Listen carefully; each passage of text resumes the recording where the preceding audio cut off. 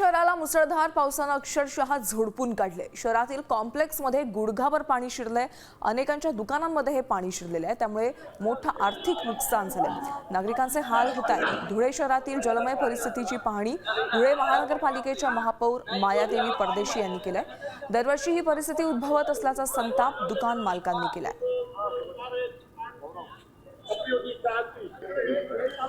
तर महापौर मायादेवी परदेशी यांच्याशी बातचीत केली आमचे प्रतिनिधी भूषण अहिरे यांनी।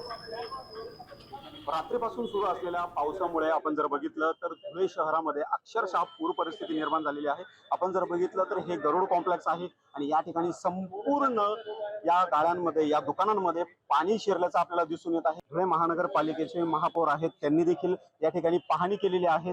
आपण त्यांच्यासोबत या संदर्भात बोलणार आहोत। काय सांगाल, या पूर परिस्थितीची आपण पाहणी केलेली आहे, काय परिस्थिती आहे आणि या संदर्भात आपण काय प्रशासनाला काय आदेश दिलेले आहेत? यहाँ पर जैसे हमें यहाँ के जो क्रीड़ा संकुल के जो है साहब, उनको भी हमने तुरंत बुलाया और जैसे यहाँ के नागरिकों ने हमें कॉल किया, हम तुरंत 1 सेकंड में यहाँ पर पहुंचे और जेसीबी मशीन वगैरह लगा के हम पानी निकालना हमारा चालू है।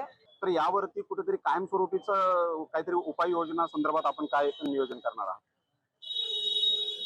अभी तो हमें इसके पहले भी ऐसा होता था, हमें पता नहीं था, लेकिन अभी हमारे टाइम पे ये हुआ है तो हम जो भी है योजना यहाँ पे राबवाने की वो पूरा करेंगे और हमेशा का इनका जो प्रॉब्लम है वो हम छुड़ाने के पीछे। नक्कीच जर आपण जर बघितलं तर हा दरवर्षीचा प्रॉब्लेम आहे आणि हा लवकरात लवकर सोडवण्याचा प्रयत्न प्रशासनातर्फे केला जाईल, असा आश्वासन महापौरांतर्फे देण्यात आलेलं आहे। धुळ्यावरून भूषण अहिरे, साम टीव्ही न्यूज।